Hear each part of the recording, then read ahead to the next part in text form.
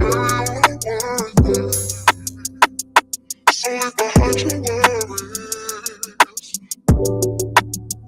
Oh, don't pay them no mind. Don't give them your mind. 'Cause baby, you're worth it. So leave behind your worries. Oh, don't pay them no mind. Don't give them your mind.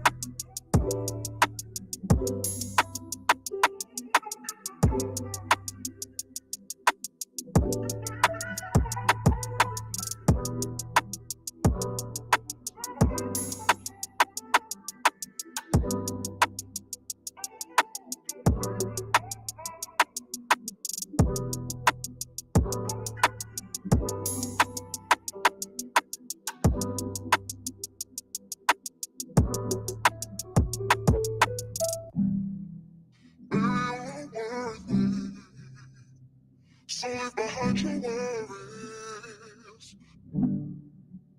Oh, don't pay them no mind. Don't give them your mind. 'Cause baby, you are worthy. I love BetterHelp. Therapy has truly changed my life. I've been in and out of therapy with BetterHelp for a few.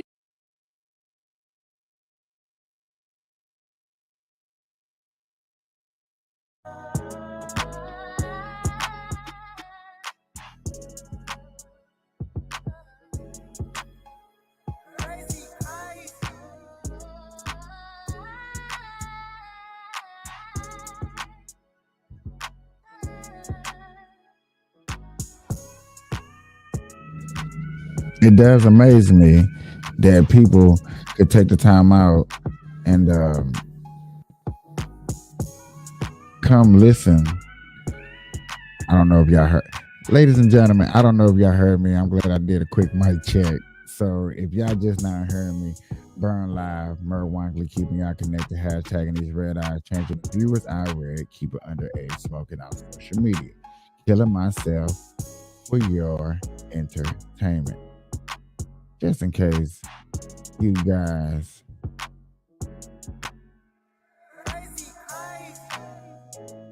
was sitting here and wasn't really being able to hear me. If you wasn't able to hear me, I bet you can hear me now. I'm glad something told me to do a quick mic check.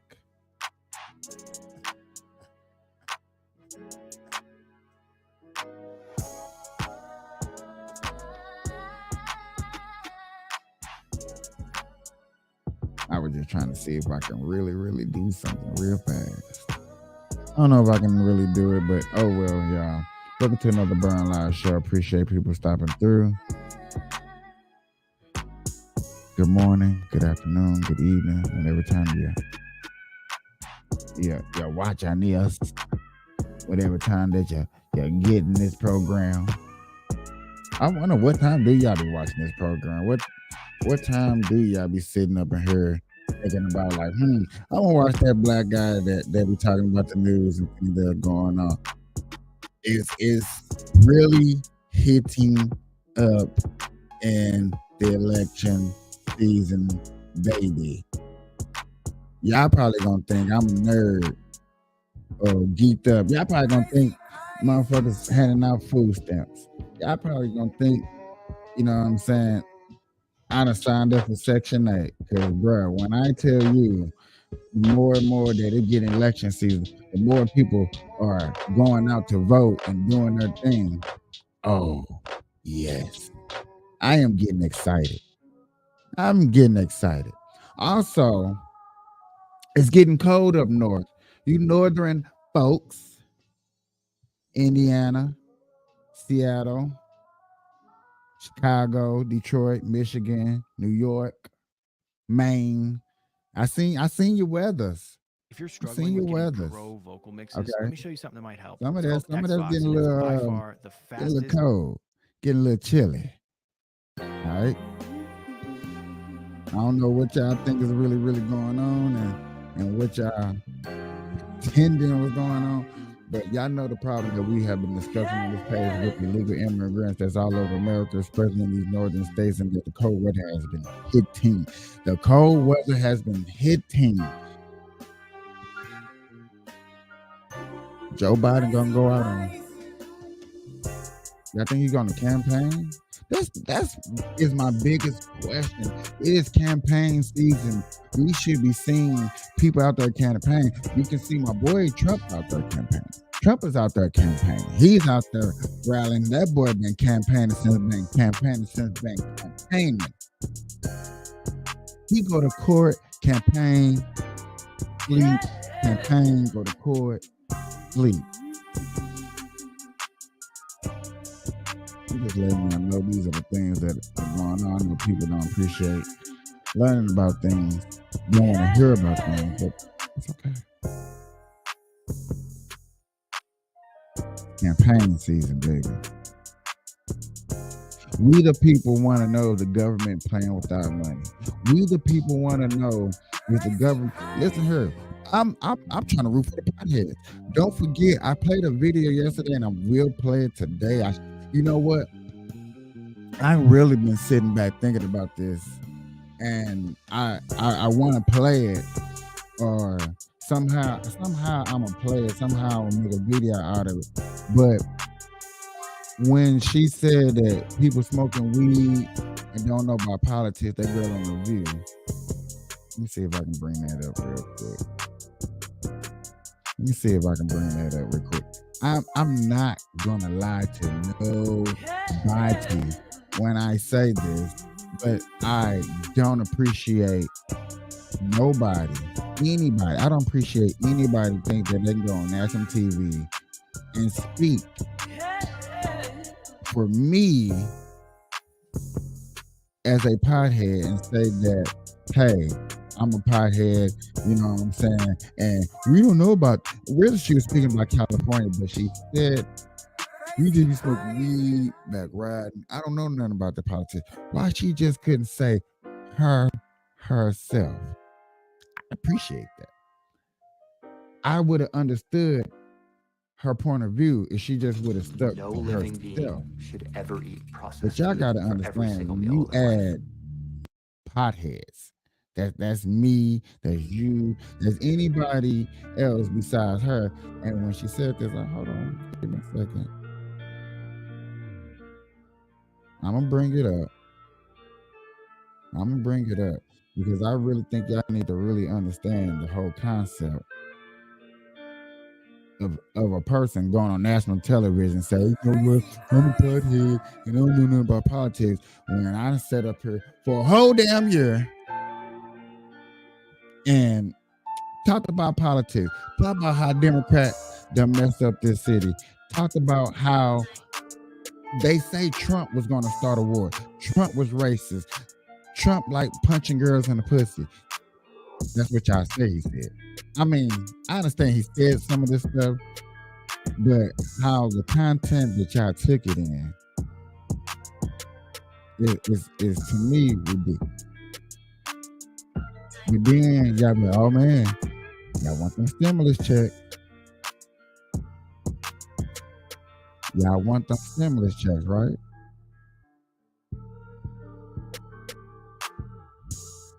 Now, I found what I was looking for, and I'm finna play this so y'all can see. This is what made me mad. This is why I'm feuding with you know what I'm saying, doing my podcast, smoking weed, and talking about politics because of this lady here. And I'm like, I've been doing this, son. I does this. So listen to what she said. Now listen to her. If you think she funny, you like her on them BET shows, you like her in what? I don't even know what she play in that I remember. What's that movie she did with Bow Wow? The movie she did with Bow Wow about the little ticket or something where he won a ticket or something. Huh? Lottery ticket. Thank you. Lottery ticket. So that's the last show I remember this person doing. And now they on Saturday Night Live doing good, not knocking her career. But this remark right here, I didn't appreciate. Smart about politics and stuff. Like y'all really are on that. Like California, we over there smoking weed. You know, the swimming pools, suntanning. We ain't really into it, right? Okay, what she said? We in California smoking weed, pooling, suntanning. Why she couldn't say shooting each other, telling kids they can be whatever gender they want to be before they even know what a cigarette is? Why she couldn't speak the real? Why did she have to put down a community just because California was one of the first states to legalize marijuana? If it wasn't for California and their hard ethical research of letting people know that cannabis is good for the body. Like, I love cannabis. I smoke every day. I'm for potheads. Hashtag red eye. Keep it underage smoking off social media. You know, I mean that from the bottom of my heart. Heart. I don't think some people, hey, listen, some people be thinking I'm cold-blooded because of things that I be saying at work. I don't say the things that I say at work on here, and I don't know why. I don't know why. If y'all heard the things that I say at work that I say to black people, you know, for those that hear it, that watch my show, I highly appreciate it. But I mean the things that I say. I'm honest when I say that, you know what I'm saying, 80% of black folks voted for Democrats and they voting for Jim Crow, who started racism. It's like black folks wanted to get hung by trees. It's like, I don't want to be here in America worth the white robe, Jim Crow. Here, hang me. Because I'm finna vote for you, you racist son of a bitch. But y'all would say that I'm tripping. Oh, Michael, you tripping. You shouldn't say stuff like that. But that's what we did. We voted for the most racist people to come in here and do stuff to black folks. And then we got, oh, it was the white folks. White folks. But then when I asked this question, who freed us? We did. Okay, who's on our side? Who fought with the pitchforks and the knives and the gun that they had to stick the powder in? Y'all forget, they didn't have to shoot them up automatic like, brrr. They wasn't doing all that. They wasn't West Side. They wasn't doing all of that. They wasn't doing all of that. They were taking a fucking gun, holding it. Got to put the powder, the gunpowder, all that bullshit. Got to stuff it, shoot, pow. That probably took them 5 minutes to do that. It probably got it down to 2. Or somebody trying to stab them with a pitchfork, burn them, and hang them. And like I said, we got free from that. But you can't acknowledge that because black folks just want reparations. I asked a black dude last night. He's like, I want reparations. I'll be cool with that. Give me a cool million. If black people get reparations, check this out. Check this out. Hear me out. If black people get reparations, there can't be shooting like it is in the hood. You can't be. It cannot be. You got to look at stuff like a business point of view. You want the white man to sign off on something to the black man. Okay, let's look at it as a proposition. Check this out. Sign off this million so you can make 4 million. How am I do that? When you're killing off each other, you don't get life insurance, so I can't make no money off of you. But then I say stuff like that, and black people that watch my show gonna be like, you know what? You's a cold-hearted nigga. I'm like, no, I'm a smart nigga to understand that if we were slaves, if my social security number is what the white man sells or the government, this is what people tell me. If they gonna sell my social security number like that, check this out. Let me get paid the right way. Let me think about some stuff. Let me analyze how many niggas does it take to get a good paycheck. I'm just keeping it real. I love my black people, but if we do not think economically, if we don't think capitalism, if we don't think for the future for the next person, how can we move ahead? We're gonna have people like her, like this lady right here, that's gonna say stuff like what she said. Hold on, let me play it one more time, so maybe y'all can agree with her more than y'all agree with me. Oh, I'm tripping. Really are on this that. Is like how California, we over California, there smoking weed. We smoking weed. Yeah, swimming pools. Dude, y'all heard the girls laughing in the background for us potheads. I felt offended. I wanted to get on Twitter and been like, you're racist. But Black Lives Matter would have came against me. Oh, they can't come against me because Black Lives Matter is getting sued right now. Huh? They're filing for bankruptcy right now. Do y'all know Black Lives Matter made $70 million and did not give not one penny to a black community that was shunned against the police? So that means Mike Brown, who else? Who else was the black hero that got killed by a cop? Any of them, they didn't get no money. No money. They couldn't even give a homeless person a Big Mac on the side of the road. Cause I bet you they was like, you know what? I'm not gonna pay $18 for a Big Mac. Ladies and gentlemen, if you did not know, Big Macs will be starting to cost you $18. It's already started in the state of Connecticut. I can hear niggas talking about now. Well, I hope they take food stamps. No. Only if you're only if you're California smoking weed, swimming pool. Every time I think about her saying that stuff, it just pisses me off. It makes me think that I'm sitting here about to roll me a blunt, smoke, talk about how Trump is one of the best presidents of all time, which people are like, you just want to ride Trump's nuts. No, I want to speak the truth. Black people, you were making money. Hustlers was making money.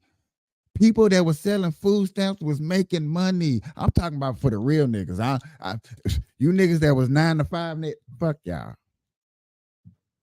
I'm talking about the real niggas that was trapping, that felt like they didn't have no money. Them niggas had money. It was, bro, I'm going to be honest with everybody that's watching right now or whenever you're watching this.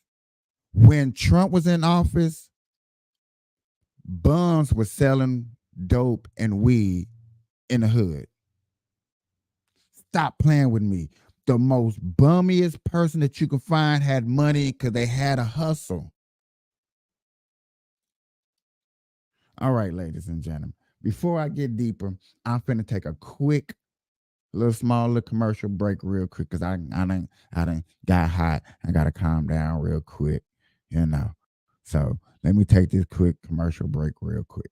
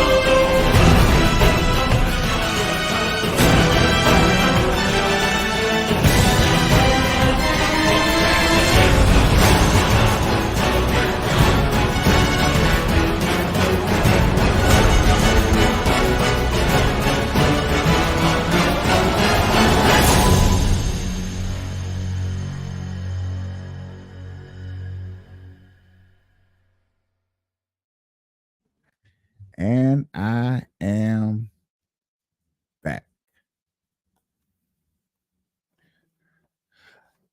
All right, ladies and gentlemen, check this out.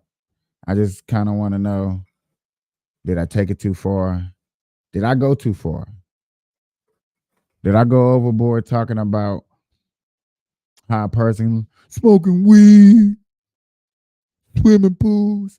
I mean, don't get it twisted.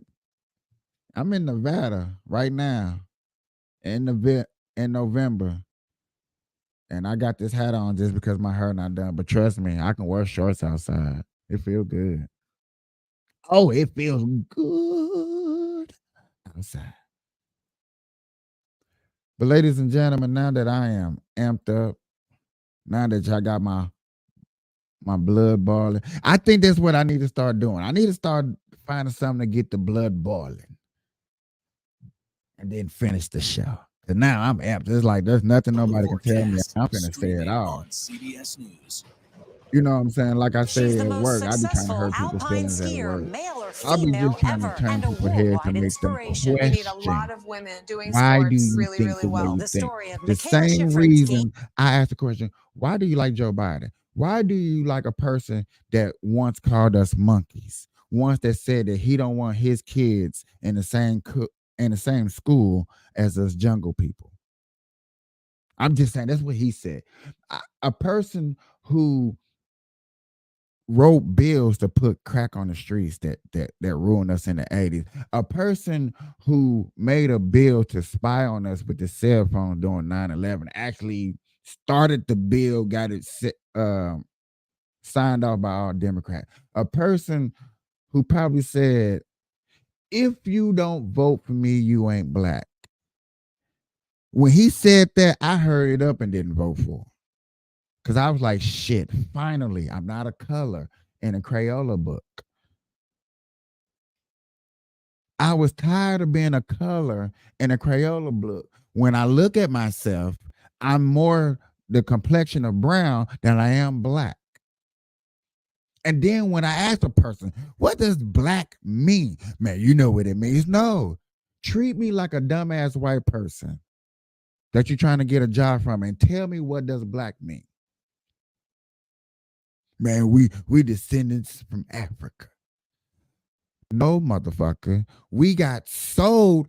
And this is what I discredit, and I totally, it just teased me off that my black people don't understand, is that black people in Africa sold us.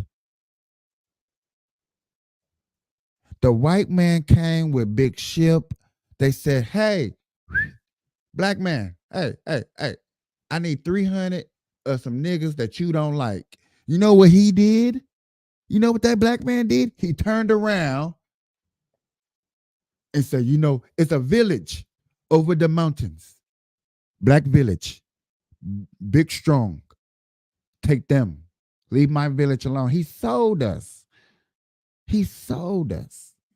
But then y'all want reparations from America. Why don't this is my next question. Why don't black folks go to Africa and ask them for reparations for selling us?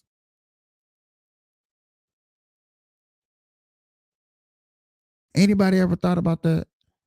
Anybody ever thought about doing that? Anybody ever thought about, hey, you know, fuck America. They're not handing out no paychecks.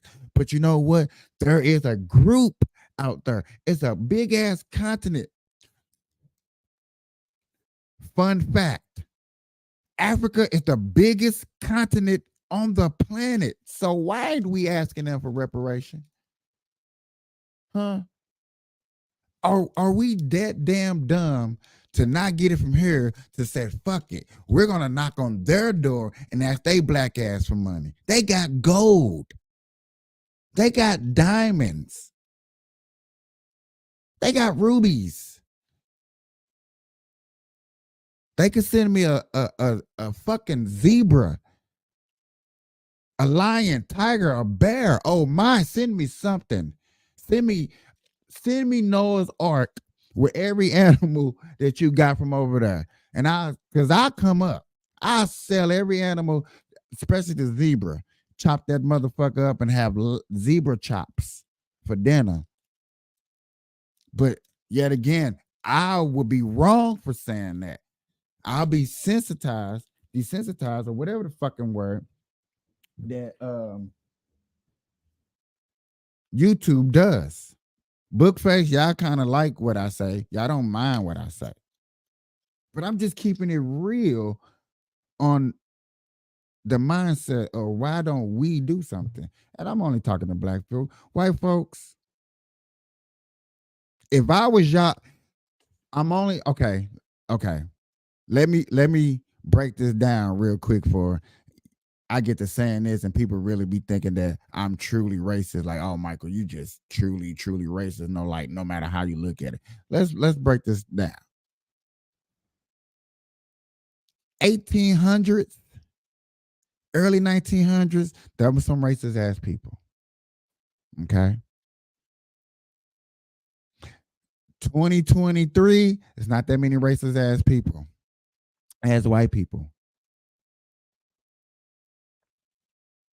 It's not. I went to school with a bunch of white people, and they were my white friends. And we had fun. We went on adventures. I learned what a canoe is. I learned how to hike. I I learned what camping trails are. See, what people fail to realize is white people, y'all help black people out. And y'all don't even know it. Because black people, we don't use a lot of words for things. When we hey, go give me that thing over there. That's how parents used to talk to their kid. Go. You know what I'm talking about. And you got the kid looking at you like, I don't know what you're talking about. You know what white people say? Go give me that that butter knife parquet too. You know what I'm saying? They ask for specific, and black people was looking at white people like, what in the hell? Can you bring me that salad fork? That parquet? Can you bring me that mayonnaise? You know what I'm saying? They'll tell you the name of the mayonnaise. No, I want the America Whip mayonnaise. I want Jiffy Lube mayonnaise. You know what I'm saying? Specific things. Can you go to the Vandalier and go give me my sunglasses or get the coat out the coat rack? You know what black people say? Go hang your coat up in a hanger. Not a coat rack. Nigga, you heard a coat rack. Motherfuckers was looking at the door like, what? You ain't got no hangers on the door. Black folks will go in your wood shack and go get a nail and a hammer. Coat rack? Oh, you want me to nail this nail on your door and put my coat up there? You got this big ass hole in your door. Yeah. That's what I'm just saying. That's the difference. But with black people had them white friends and we went over those white friend houses and we heard all those new words. Oh yeah. You know what black kids did? We went home and tried that shit on our parents. Mama, hand me that out the hand me the salad fork. Your mama looking at you ready to slap you across the room. Well, what the fuck is a salad fork? You want a fork? You want the small fork or the big fork? Mama, it's called a salad fork. No, it ain't. It's called a small fork. And it's called the smallest fork. The fuck you get a salad fork? A salad fork? Who the hell's heard of a salad fork? I can eat noodles with this same salad fork. You know I can't watch me twirl. I can twirl a spaghetti with a salad fork. It's not a salad fork. My white friend Tommy mama call it a salad fork. Well, she dumb. Don't come in here with them white folk words. You see that? Hey, that's the kind of house. That's not the household I grew up in. I ain't gonna lie. My mama will be watching my show like, baby, I don't treat you like that in the name of Jesus. She be trying to reboot the devil out of me. Y'all, let me quit playing.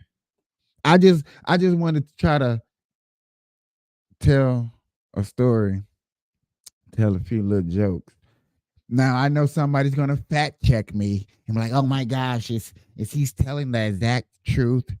So help him God. Is he, I forgot you can't tell jokes right now. You gotta be political and telling the truth. I got a marijuana political control, like I can't tell jokes. But other than that, y'all, let's see what the election going on. I done talked for like a whole, I don't know. Eesh. Game-changing rain at the top of the slopes when we go person to person. The Israel-Hamas war. Stay with CBS News for continuing coverage. For everybody that's picking, I'm sorry, y'all. If y'all picking a side on this Israel, and look how they presented it, Israel-Hamas war. They presented it like you can go to Las Vegas and make a bet on this. Who you think gonna win? How much? You got to put down $200 for Hamas, and you got to put down $100 for Israel. Damn, is it really that deep?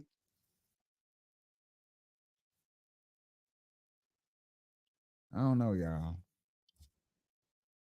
We really got to watch out what's going on here. You got to be careful.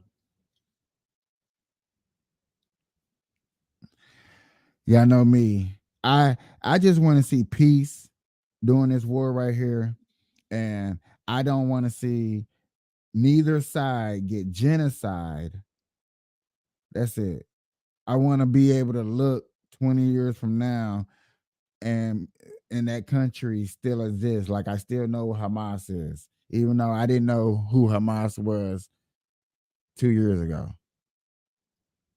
Ain't that?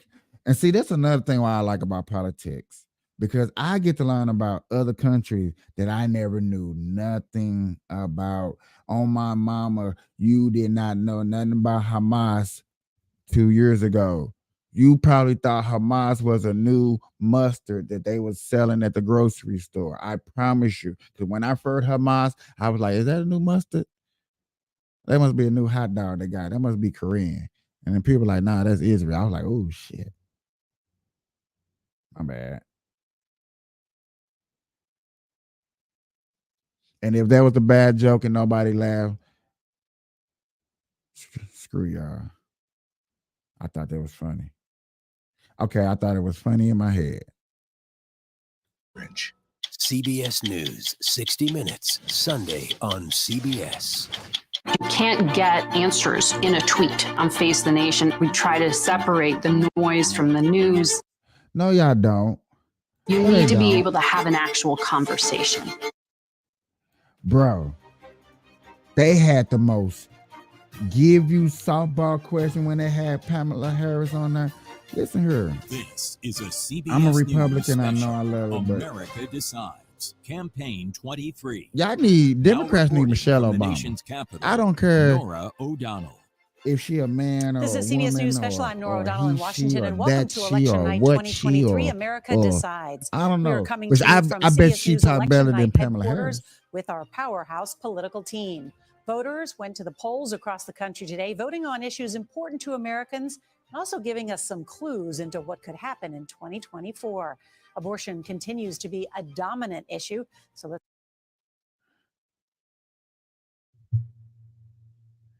Every news channel is finna push this abortion narrative. They just want y'all to kill babies all over America. They just want y'all to be the new Jews. Oops. Did I say that out loud? Am I gonna get canceled? I'm sorry for saying that. The new Catholics. Is that better? That's all. Then they're gonna hit y'all with this gun violence. Oh, the guns just hopping out of gun chairs, walking around, killing people. Guns are just walking up to bullets like, get inside me. I'm finna bust a nut. So get ready to hear this for a whole year. I just want people to understand this is what we finna be hearing for a whole year. Trump wants to be pro-life. I'm pro-life. And I don't understand. Like, it says pro-life. That means, I don't know, professional, pro-athlete. Anything that can breathe. I think babies breathe in stomachs. That's just my idea. I think babies should be, a little bit more accountable for.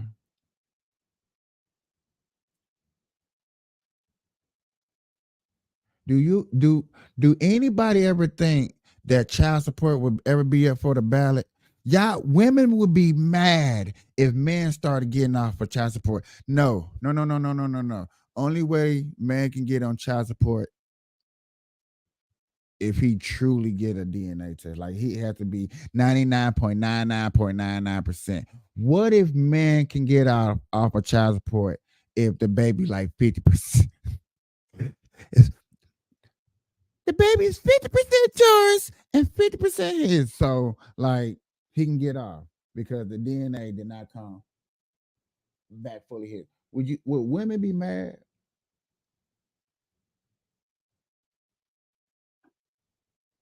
Or hold on.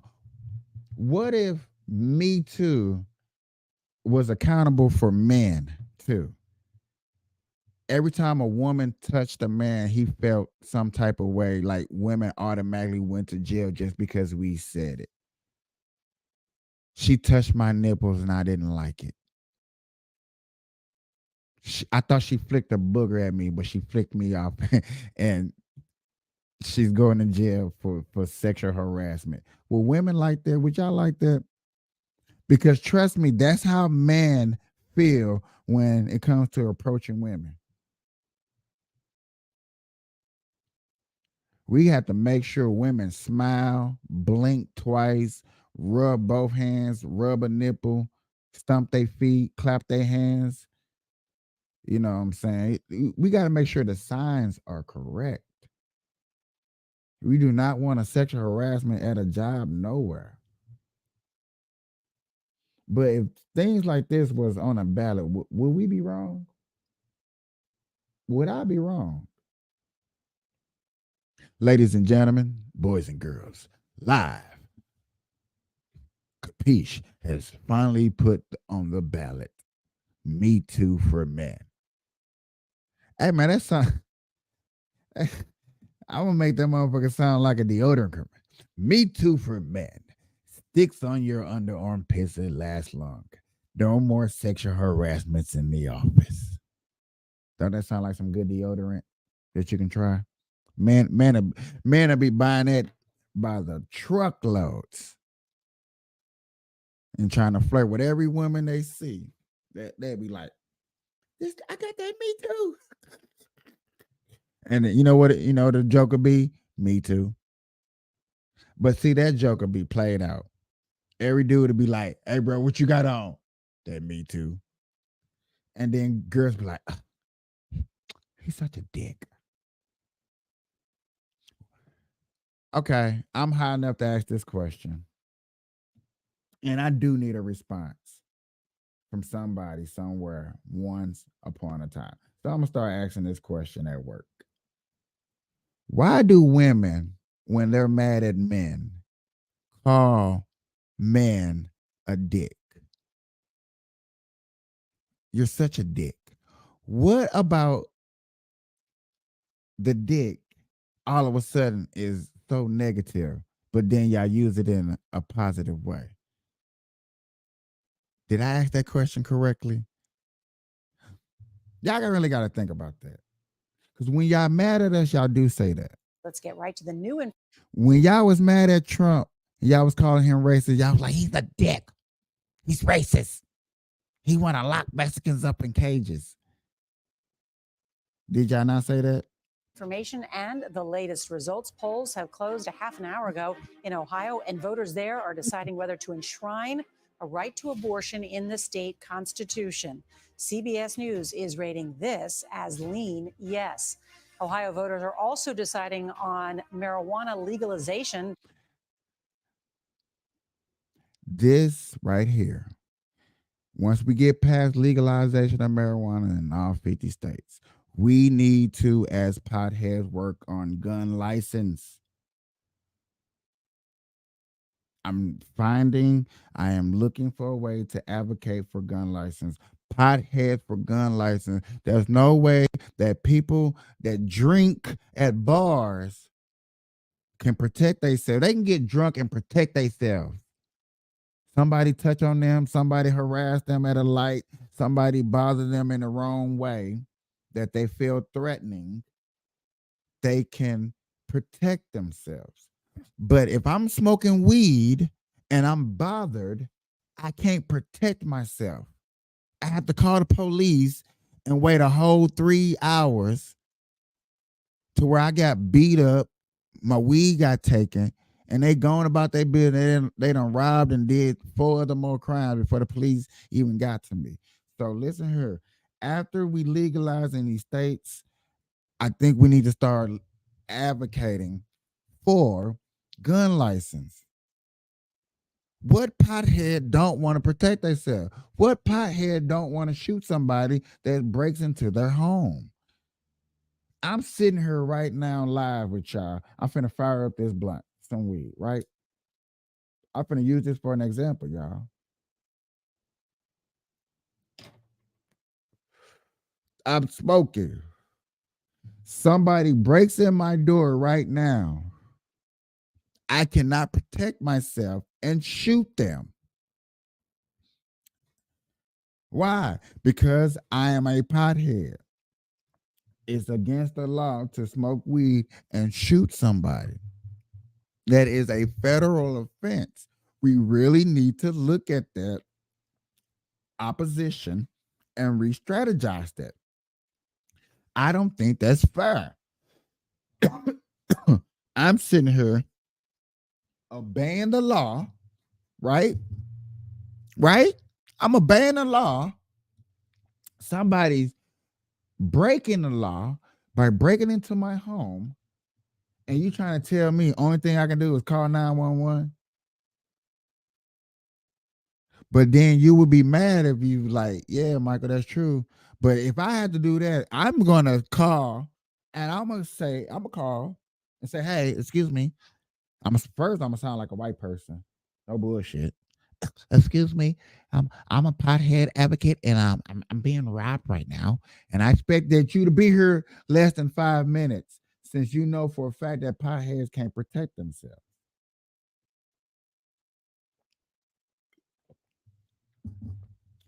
I need a special 911 emergency phone call for potheads. Yeah, I don't care if y'all think that's funny. I'm dead ass serious. I need a 911 special weed call for potheads. So when that green button light up, you know for a fact that that's a pothead that really need emergency. I need you to move double time. I need you to be more of an advocate for what the fuck is going on. I need you to press a little bit faster. Okay? My life is in danger. Anybody think that's a problem? Which I know everybody. I know a bunch of people is going to say that's a problem. I don't like the police. I can't stand the police. Okay, you can't stand the police. Y'all still want to be like NWA? Fuck the police. Fuck the police. Y'all still want to be like NWA? Huh, mate?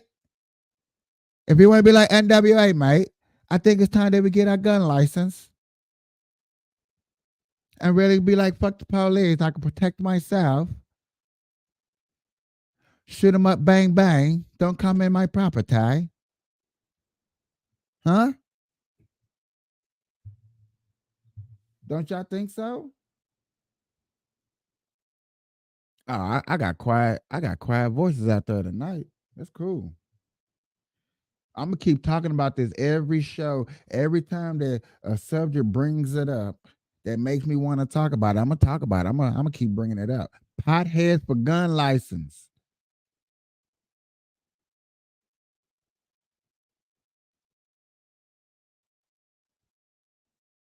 Y'all making me mad around here. Get real country around here. Talk like them rednecks. Cause I bet you they strapped up, booted up, baby. They don't care about no gun license. Why? Because they shoot them up anyway. They don't want to smoke weed. They ready to shoot hogs and pigs and deers. I go deer hunting, baby. Eat on me some shrooms, be hallucinate. Hell yeah. Papa was a rolling stone. Smoke his marijuana where his hat was his home. And when he moved, all he left was roaches. Yeah, that's my version. Yeah. Y'all thought I was a real temptation? Fuck nah. I'm a weedvation. But nah, y'all, seriously. On this marijuana law, I love advocating for marijuana. I think all 50 states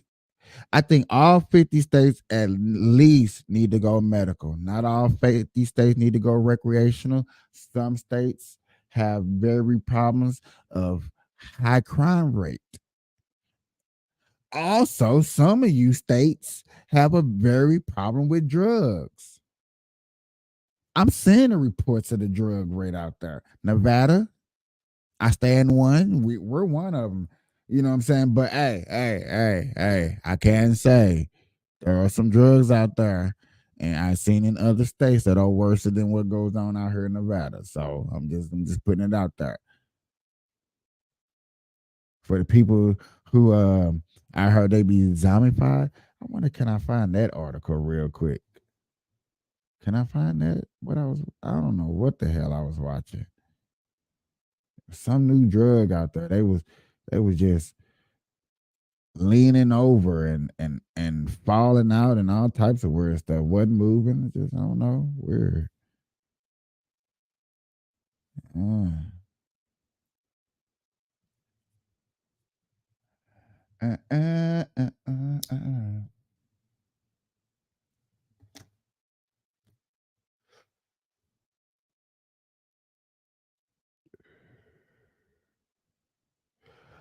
You know what's cool and funny, and what's weird to me is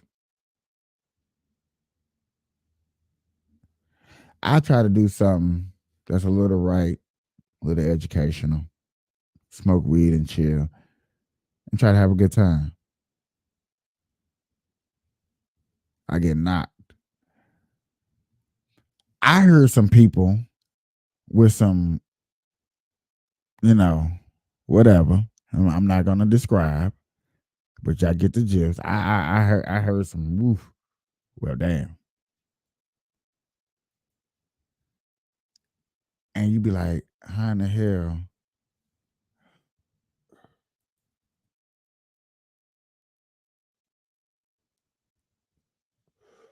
Okay, y'all. So check this out. I found the video, but it's Vancouver, Canada. But check this out.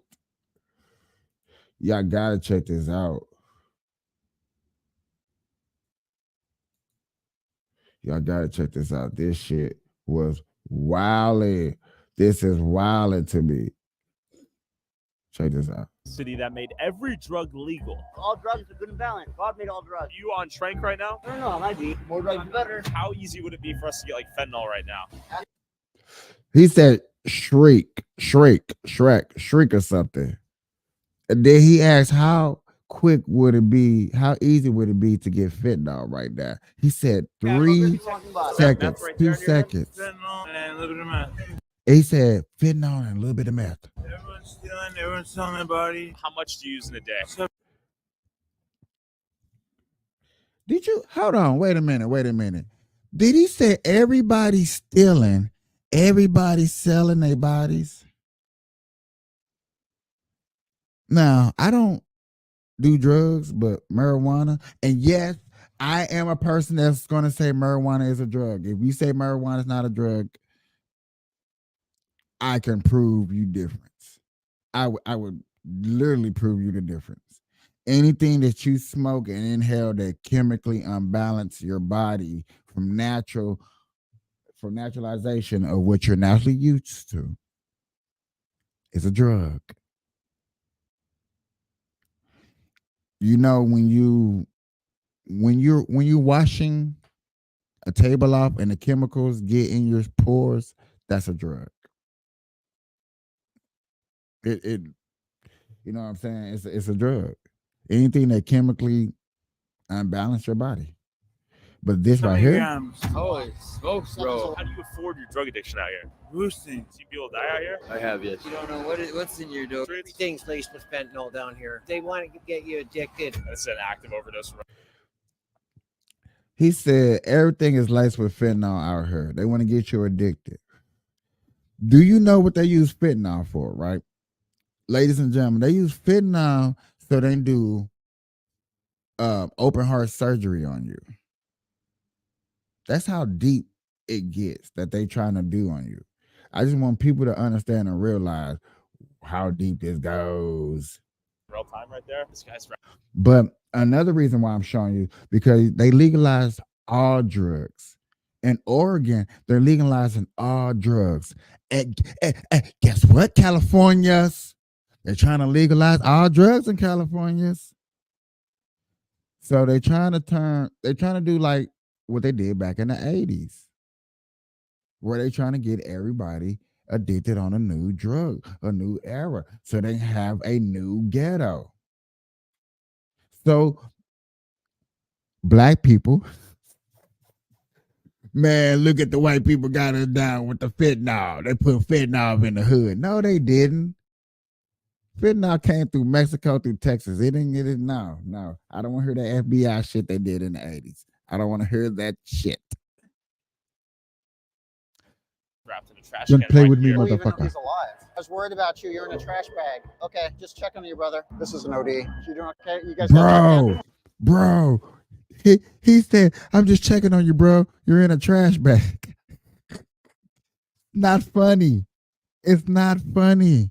But you hear me laughing because a person is so down on their luck that they want to be in a trash bag.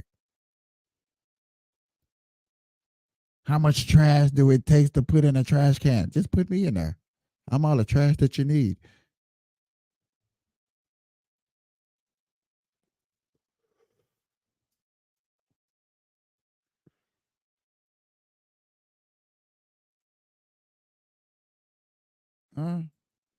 I know this is stuff y'all want to see. Okay, Get good. Looks exclusive like she was stuff. overdosing, and as she was overdosing, they're robbing her. With the guy over here just nodded out. Bro, stop playing. Stop playing. As you seen it yourself, person was overdosing and they was robbing her as she was overdosing. Are y'all ready for this in America? This is what y'all want in America. This is what y'all want in America. They're going to have illegal immigrants already here in America prostituting behind police stations, behind bus stations, behind schools. I'm talking to you, Chicago. I'm talking to you, New York,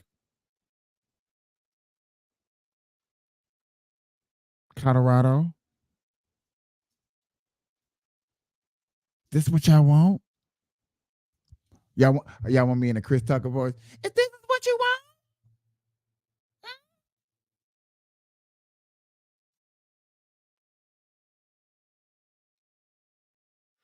Yeah, you know I had that Chris Tucker voice. Passed out on the curb. Sir, are you okay? Just want to check on you. You okay, brother? Kevin's gonna make sure they are alive. Hey guys, are you guys okay? Tap here to see what happened next. This is Vegas. He said, tap here to see what happens next. Do y'all want to see more? I don't think y'all want to see more. Y'all don't want to see more. Trust me, y'all don't want to see more. Y'all don't want to see that. Y'all not ready for no exclusive. I want to see you. No, y'all don't.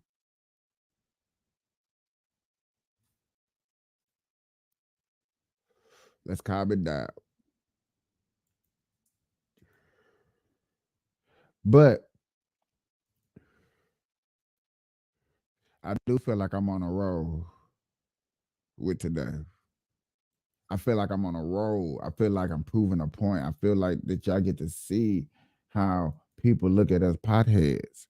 Remember, this is how they look at us. Suntanning, we ain't really into it, right? So when I got to SNL, there were so many things that I learned about that I didn't even know. Like, seriously, the Electoral College, I didn't know about that. I was just, I know you're going to be mad when I say this. I did think it was a college. I thought... You see how they look at her face. I want every black person that watch my show to look at her face and like, look at the white person laughing at me because I was the same person that thought Electoral College was a college. And if you feel some type of way, you feel some type of way.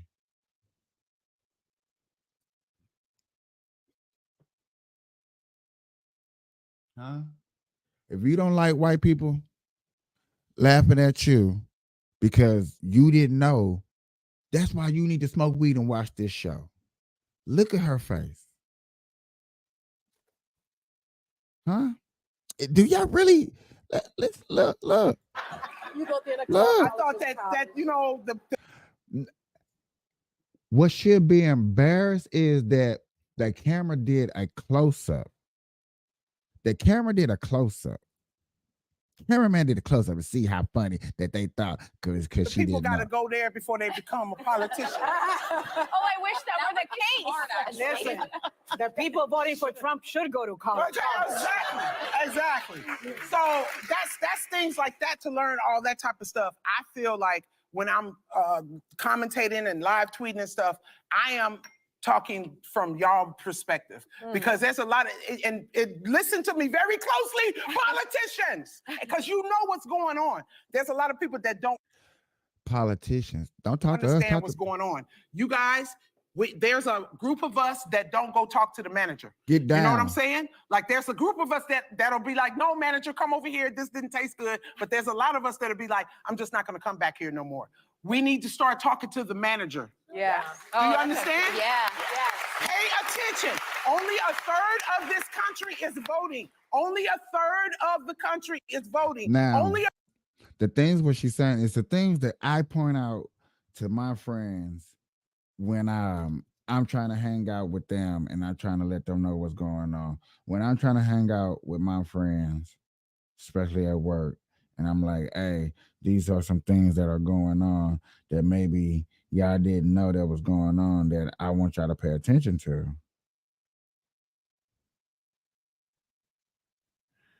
I feel like this is what I be meaning. This is some of the stuff that I be talking about.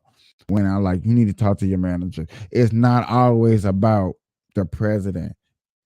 When she talking about manager, she means your governor. She means your senator. She means your district attorney. She means the person that advocates for you, the little guy that came and knock on your door to ask you to make sure that you vote. Go see who runs, who represents you, the small people, and if they have your interest. It's a lot of small vote, like we said. The marijuana law to vote. The marijuana law to vote. Yet again, these are the breaks. Wrap it up, wrap it up, wrap it up. These are what we're talking about. When we go with these polls numbers. That issue is currently lean yes. We should note that nearly half of the country, 23 states, 2 territories, and Washington, D.C. have already legalized the recreational use of marijuana. Turning now to Kentucky, where Democratic Governor Andy Beshear is running for re-election and a second term. Polls there closed 2 hours ago. Beshear is currently in the lead, and CBS News rates this race as lean Democrat. It'll be interesting to talk about how he was able to pull that race off, if indeed he does. Our CBS News data team has been gathering information on how Ohioans voted and what went into that decision. So let's bring in CBS News Executive Director of Elections and Surveys, Anthony Salvanto. Anthony, so good to see you. Hey, Nora, great to talk to you. So let me start by telling you the story behind that lean yes characterization in Ohio. You showed the numbers. Yes, off to a big lead, but it's really early, right? That's 65%. We know that most of this is mail and absentee vote, which we figured would favor the yes side. We've been doing exit polls throughout Ohio all day. If I apply that data here, let me show you our CBS News live estimate. This is up to the minute.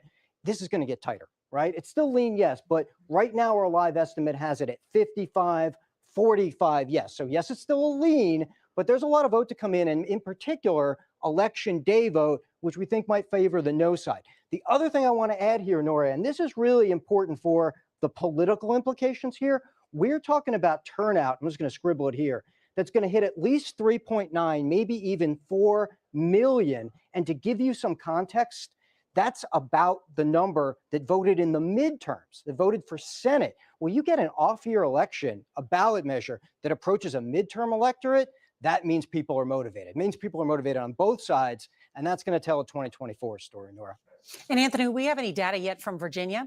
No, we're not going to have a lot of Virginia data right away. But what's going to happen, I think, there is I'm going to encourage everybody to have patience because you've got all those individual level races. It might be tomorrow. It might be a couple of days before we know how each one of them breaks. But certainly, especially around Northern Virginia, that's going to be closely watched too for 2024, reading the tea leaves, Nora. All right, for now, we'll stay on the subject of Ohio and bring in CBS Weekend News anchor and national correspondent Jerika Duncan. She is in Columbus, Ohio, at a watch party for those supporting this constitutional amendment. Jerika, the many opponents of this measure, supporters of it, were all focused on this, tens of millions of dollars spent. What have you learned today? That's right. And I can tell you right now, the atmosphere in this room, people are excited and they're encouraged, Nora, because these are volunteers and activists. They say they've been all across Ohio to try and make sure that people understand. These activists and people like that, we need to make sure they have our interests and what you believe in.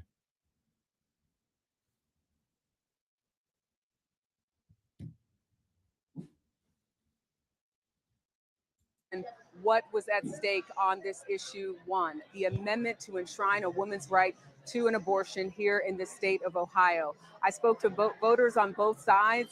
I think the voters that I spoke to primarily, and it wasn't a Democratic leaning district, also felt very hopeful that this amendment would pass. But for those who are saying, this is extreme and we need to rethink this and there should be more conversations about it, they're also hopeful too, because they feel as though the political ads, the governor of Ohio, who for the first time actually did a political ad with his wife on a statewide issue, they think that those ads were effective and that they helped. And as you know, we sat down with Governor Mike DeWine on Monday, and I asked him, is there any going back if this is actually an amendment, a state constitution to affirm and legalize a woman's right to an abortion? He said to me, Nora, it is difficult to overturn, but we will have to wait and see what happens. We know that at this hour, Governor Mike DeWine is at his home watching television, as he told me he would be doing tonight. And again, a lot of people here at this watch party, roughly about 300 people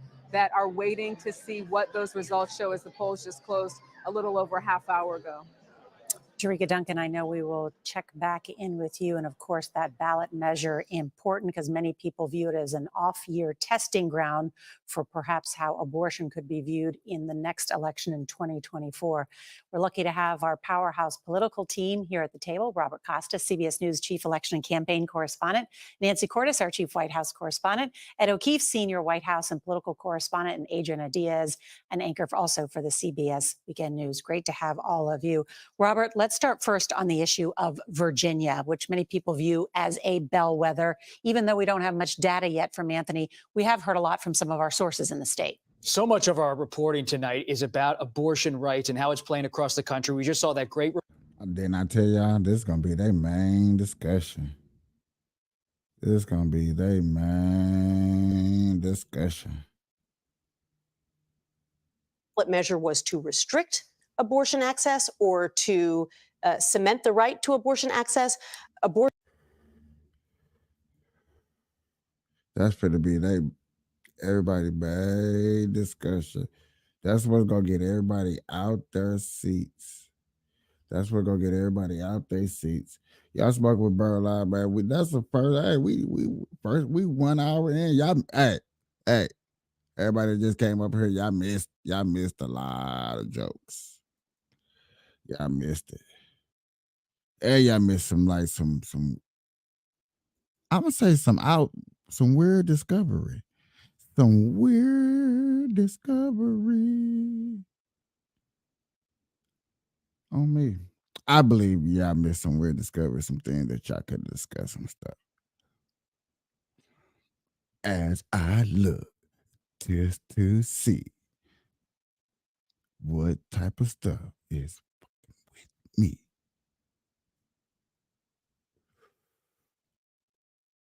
Y'all smoking with me. I appreciate it. I am almost looking for our next story to discuss at the so-called at the top of the hour. Burn Live breaks down more things that we have to discuss. Let's hear this.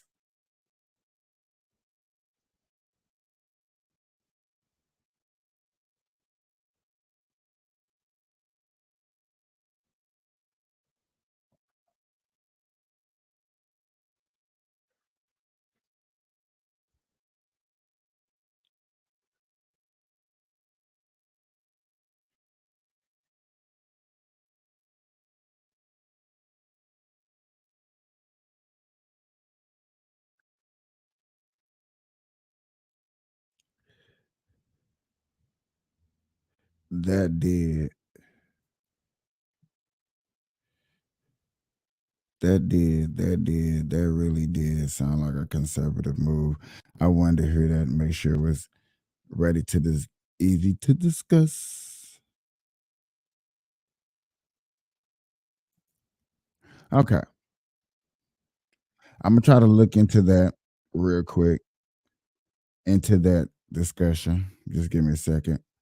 But right now, I got Vicky Ramaswamy.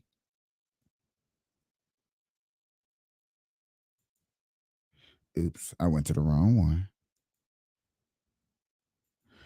I got a candidate up here that's running for presidency that people don't know nothing about. And so here I am trying to help him. Also from Ohio, we just made a key race alert there. Obviously, Vivek, voters there voting yes on issue 1 to enshrine the right to an abortion in the state's constitution. Do you think that's a warning sign for People that are watching, everybody that watches later on, please put in the comment. That face next to her, could y'all pick him to be your next president of the United States of America? Does he look like a president that you can trust, that can run this nation under God? Does he?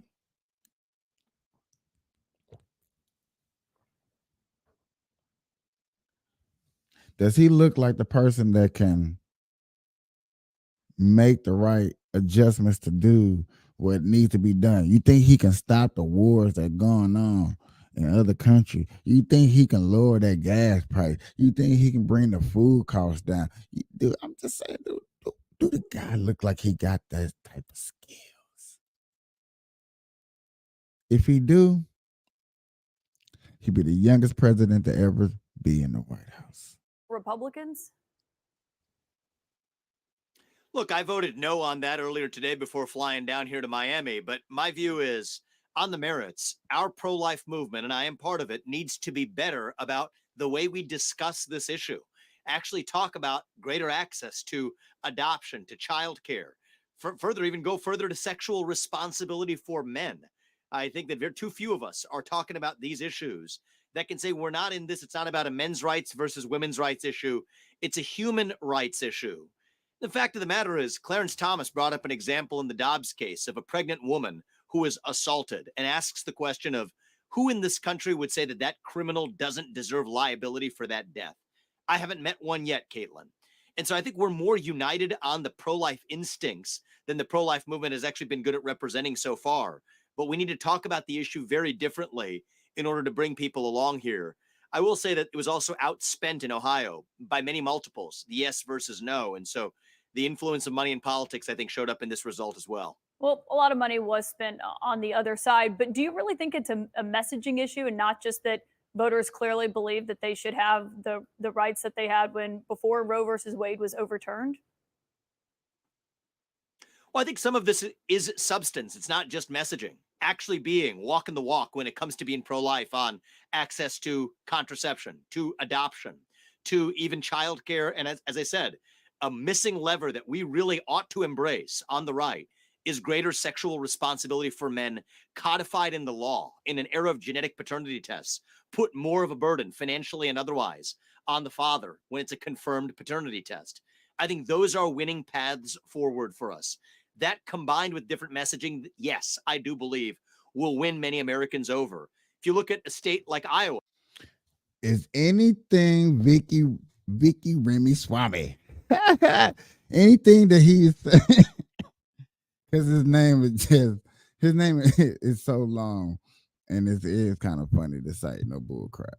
But anything that he says makes sense. Anything that he says, can you agree upon? Does he sound like he has the leadership of a president to you? These are just questions I want you to have in your mind as you hear him talk, because a lot of people that watch my show and hear him probably don't know who he is and never heard him before, especially my newcomers. Not that different in many respects than Ohio. I mean, they're very different states, but when you look at a red versus blue divide, Iowa went for a 6-week ban with growing majorities for the legislators who supported it. So I do think the framing and the messaging and the context actually does But matter. Iowa I don't think this is- should be a sign that the Republican Party should abandon a pro-life position. Iowa is Iowa, home to a lot of evangelicals. I mean, Ohio is a deeply red state. You don't think this is a sign that your party's on the wrong side of the abortion issue? I think it is a sign that the Republican Party needs to graduate in how not only we talk about this issue, but putting substance into what it means to be pro-life. And I, for my part, am doing that. I think I'm the only candidate talking about codifying in the law greater sexual responsibility for men. But I think the less we make But this is that about what men's voters rights want, versus you women's think? rights, but really in substance, say we're all in this together. I think so. I think so, Over absolutely. a It's going to right be up to to the an voters abortion? to decide. It should be driven by the states. And so it's up to the people to speak up at the state level. But I do think that if we frame this issue correctly, this need not be some sort of Any problem with having this at the state level, having you, the people, go vote on this? the final sign that we take. This was a lost battle in Ohio today. I'm disappointed about that. I think there are deep reflections in the Republican Party and in the pro-life movement about how to improve from here. But abandoning the pro-life cause, I don't think is the right answer. I think the right answer is opening up other ways where we can walk the walk in terms of being pro-life, from adoption to contraception to sexual responsibility for men codified in the law. And I So- favor all of those things. Just to be clear, you think the issue is how Republicans are talking about abortion, are talking about contraception and adoption, not the actual issue of being against abortion access? Not just talking about it, as I mentioned, Caitlin, but I think being willing to stand for substantive provisions in the law that codify greater responsibility for. You notice how he does give back a response. Not only do he answer, yes, this is what I'm saying, but the reason and why, what policy I'm going to run and what policy I'm going to put in track. You cannot sit up in here for people that don't know nothing about politics and hear a man, this guy sit up here and tell you, A, this is what I mean.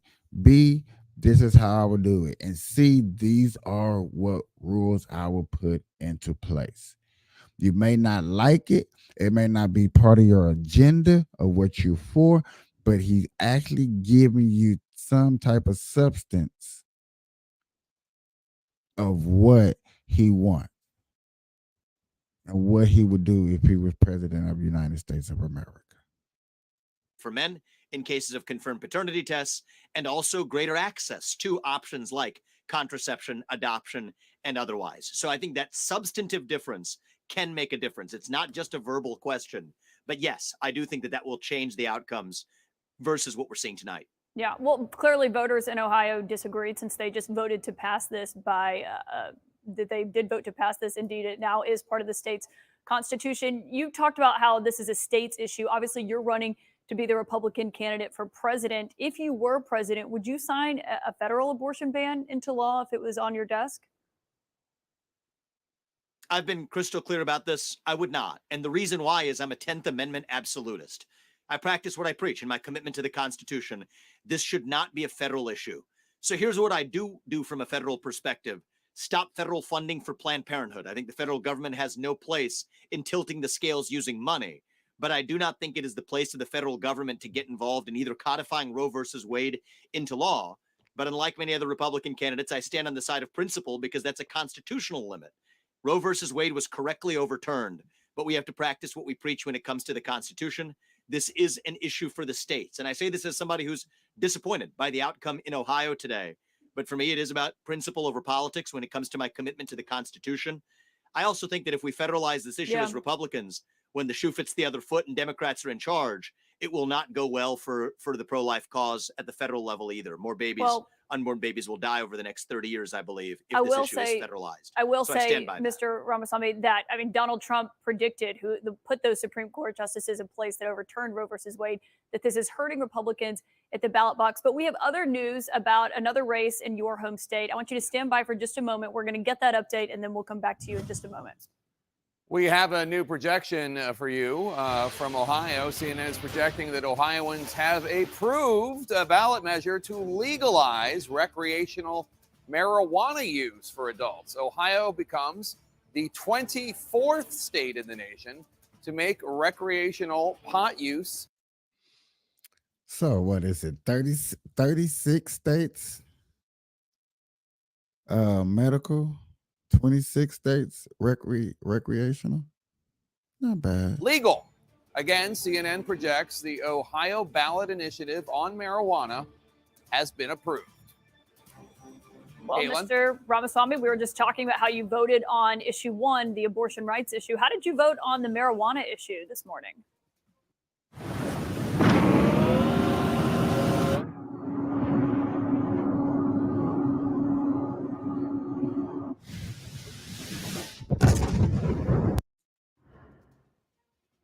I voted no on that one specifically for two reasons. One is I think it's an abandonment of the rule of law when you have one set of rules at the federal level, but state laws that contradict federal law.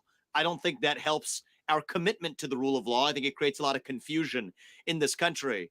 And also the tax proceeds here were directed towards purposes that I think have no place, equity programs or otherwise, that are completely irrelevant to the measure at issue. So having studied it, I came down on the side of no, but I did hear the update that you just provided. And, at the end of the day, we live in a constitutional republic. That means we live by what the people vote for according to the rules of that constitutional republic. And so, that is what it is. And I understand that, but I disagree with the outcome that was reached. Do you feel out of touch with your other Ohioans, and given the fact that you voted no on the abortion rights issue and you voted no on the marijuana issue, and both have passed? I mean, we're talking about 40+% in each case. So I think to call that out of touch with Ohioans, I think is out of touch, Caitlin, with all due respect. We do have issues we need to sort out in this country. Yeah, I mean, I don't think you're asking my thoughts. You're asking me if I feel out of touch because I sided with 45% of people rather than 55% of people, or wherever the numbers end up shaking out. The reality is I think we have legitimate substantive debates we ought to have in this country. My view is let's have them respectfully in the open, where every citizen's voice and vote counts equally. And you know what? That's the way a constitutional republic works. Our side, I think, needs to do a better job of not only how we message, but how we stand for the substance of our principles. I think there's a reasonable conversation to be had about at the federal level about how.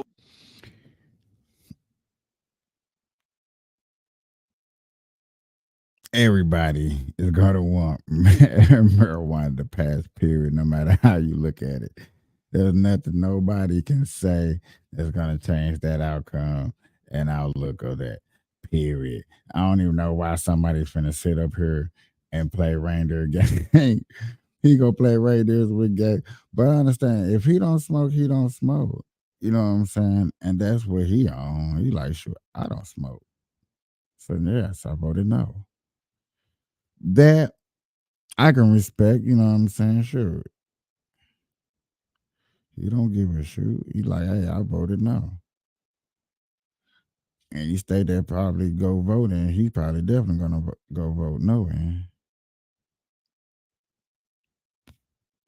he's gonna be behaving. But I love watching this stuff and see how they really present themselves.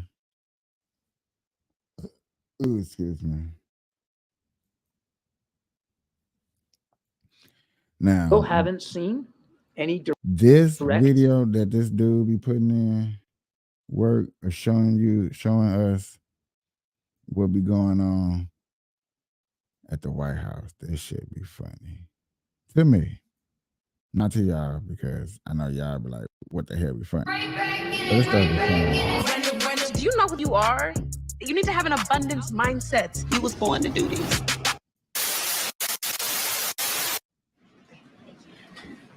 43 Republican senators signed onto a letter opposing raising the debt ceiling without budget reforms, and 217 members in the House voted for that bill to raise the debt limit with cuts to spending. Does the White House consider all of those members to be dangerous MAGA Republican extremists?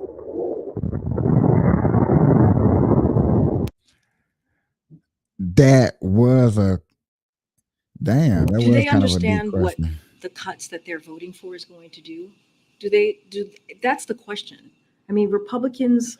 Okay. You see how she changed the question to the question that she wanted to answer, not the question she asked. That is one thing I hate. Let's go back to her questions and dissect really what she asked. Republican senators signed onto a letter opposing raising the debt ceiling without budget reforms, and 217 members in the House voted for that bill to raise the debt limit with cuts to spending. Does the White House consider all of those members to be dangerous MAGA Republican extremists? Do they They want to raise the debt ceiling, but they want to cut costs on spending in certain groups. Do all them people who want to not send that much money over there to the Ukraine war? That's what it's really about, the Ukraine war, the Israel. I mean, Ukraine, Ukraine. Y'all know who they fighting. understand what the cuts that they're voting for is going to do? That's the question. I mean, Republicans in Congress, in the House specifically, voted for cuts that's going to hurt American families. I mean, we can't say this enough. 22% cuts to veterans, healthcare, schools. That's what they voted for. That's what, and this is not. So Republicans cut money to healthcare, veterans, and school funds. Okay, but this is not. But she's asking something. What the question?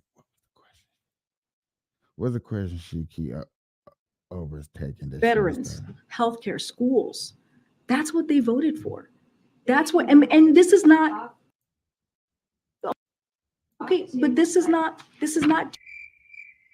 just, this is their constituents. This is what they voted for. And those constituents that they're voting on behalf of have said that they're concerned about their retirement, about the effects of inflation, and those members represent more than half of the country in the House. I mean, that's the majority of districts in the country, that they're voting on behalf of those constituents who are expressing concern about where the economy is. So I guess, how can the White House continue to use messaging calling this the Default on America Act, and paint this legislation in such a way without having a conversation about the budget, when you've got half the country saying that they want that conversation? Ooh, that's a... Now, if you're not listening to this and like she's not speaking for you, because I'm so tired of people, oh man, everybody up there just trying to kill us. So you trying to tell me that this secretary lady up here is trying to kill her? Because I heard this all the time of people like, they're trying to kill us. They're trying to get us. Here's somebody up here that's really speaking for you. They're saying that the Republican people, that what they voting on are actually trying to vote on what the people of the United States of America wants. So I don't want to hear nothing about there's not nobody fighting up there. And I hope that one person that I'm truly talking to is watching this part right here, because this is it. This is what I be talking about. Bingo. Because they want to hold the American economy hostage, because that's what they're saying that they want to do by threatening a default. Their bill would raise the debt limit. It passed a bill to raise the debt limit.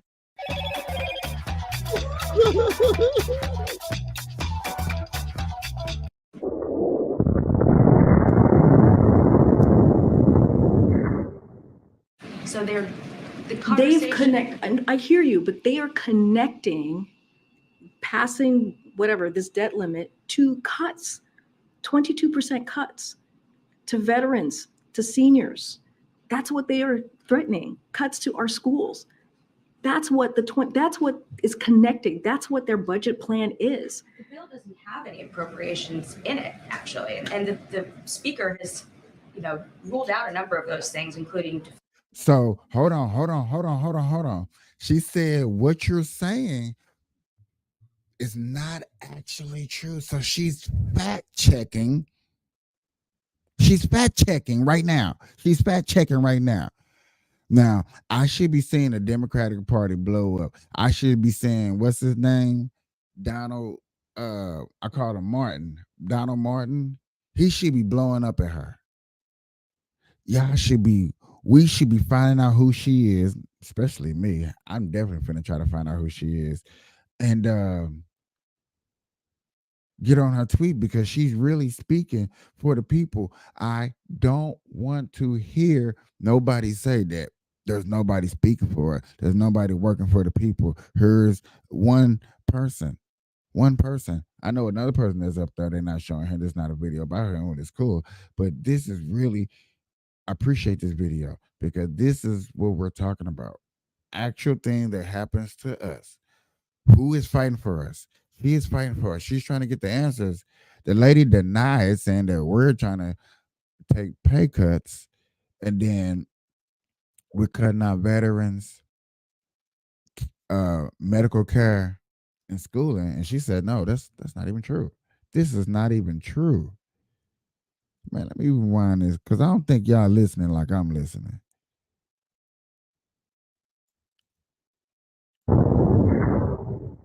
So the They've conversation. and I hear you, but they are connecting passing whatever this debt limit to cuts, 22% cuts to veterans, to seniors. That's what they are threatening. Cuts to our schools. That's what that's what is connecting. That's what their budget plan is. The bill doesn't have any appropriations in it, actually, and the speaker has, ruled out a number of those things, including defense, veterans benefits, senior entitlement programs. When you have Mitt Romney saying that there has to be a conversation here, is he a MAGA Republican extremist?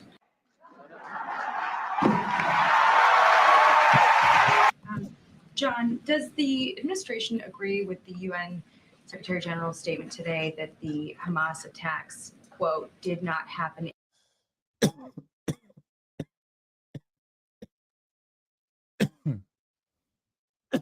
Is she not dropping bombshells down for In a y'all? vacuum.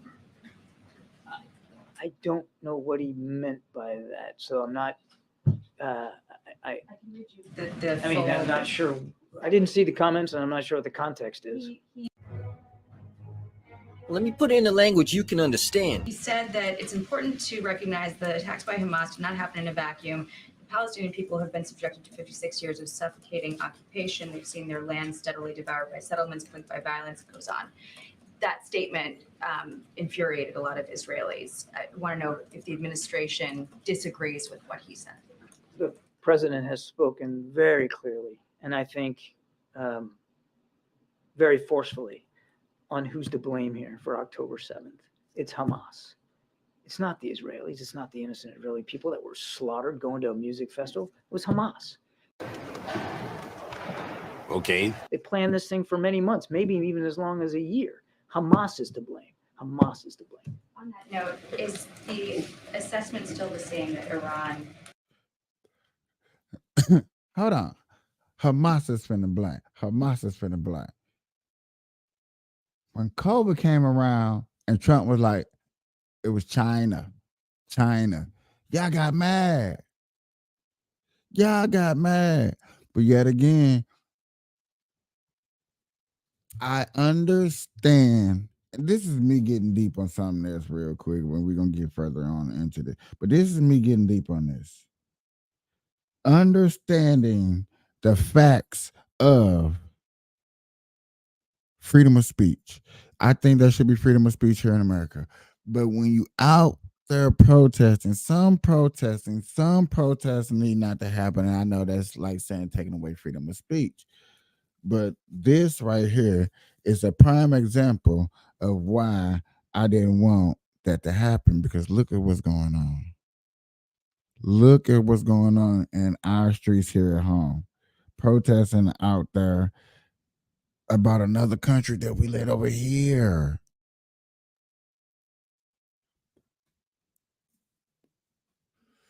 I don't think y'all see the picture too. And I understand it's not in your backyard, and I'm glad it's not in your backyards. But y'all really got to understand that stuff like this is affecting us, because now we got to make stricter laws on a country that comes over here and visits and stuff, and now they're gonna be feeling something.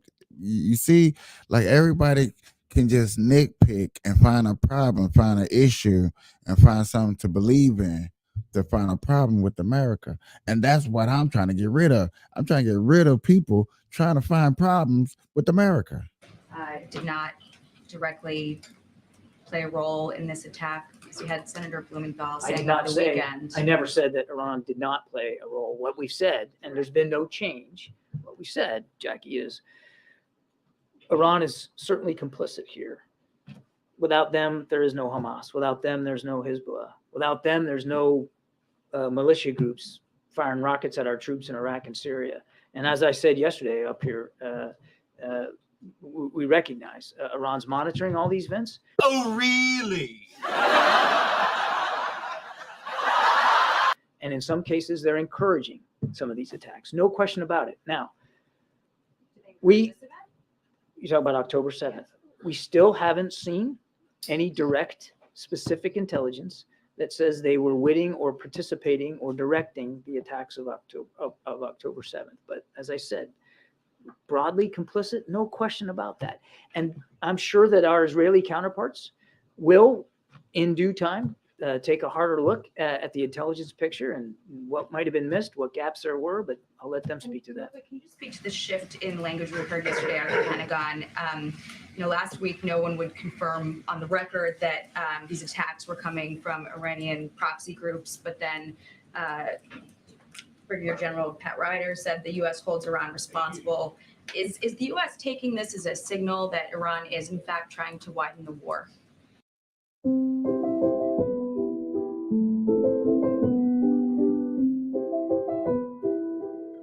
Man, y'all don't see how deep it be getting out here in these streets.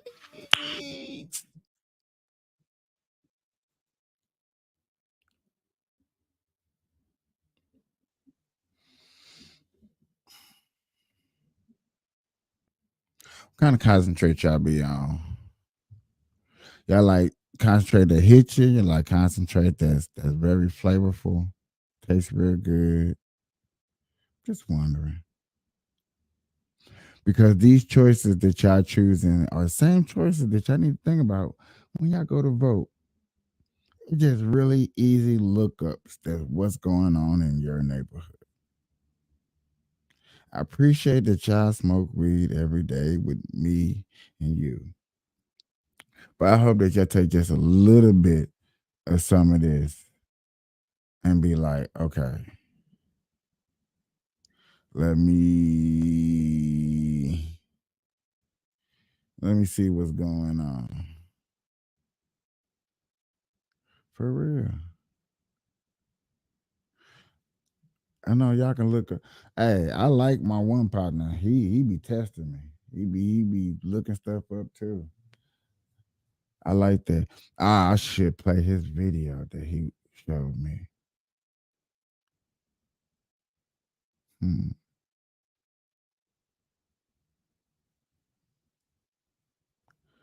What was I finna go to?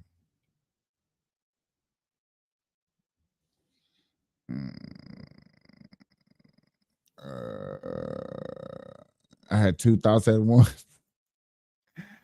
I had two thoughts at once. Like, which one should I do?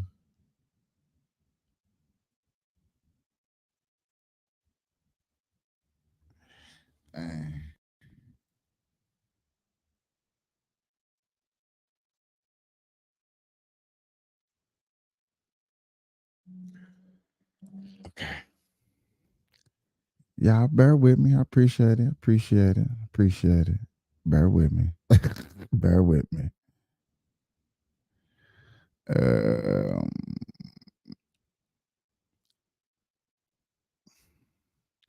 Oh.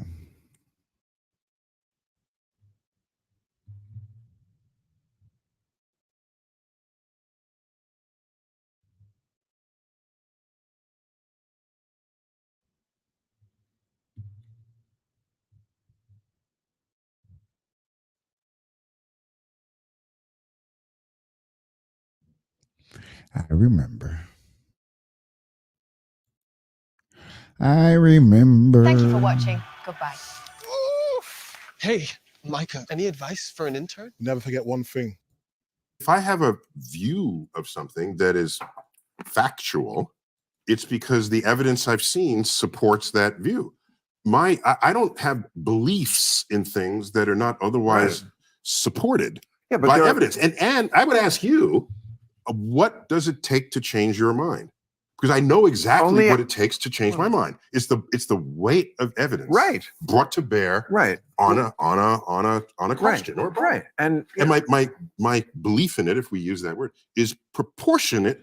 Ladies and gentlemen, these are some of the oldest liberals that you're gonna hear about. But a discussion that I overheard earlier that I played in the background when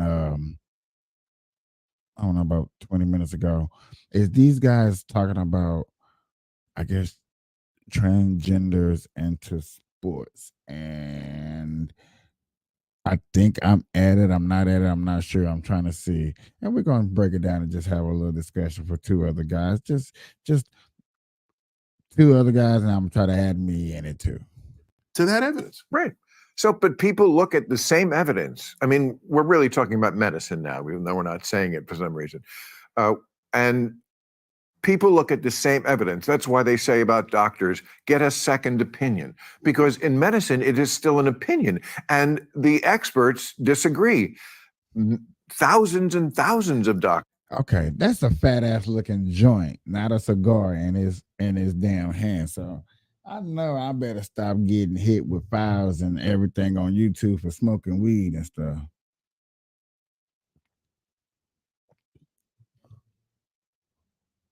And having conversations and talking and stuff.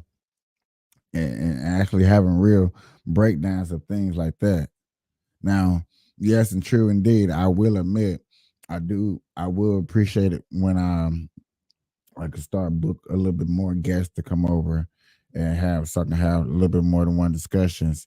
You know what I'm saying? I think that people will actually get more out of that too. You know what I'm saying? I think that's something big too, because of the fact that I'll be speaking with average people that's in the neighborhoods and getting their ideas.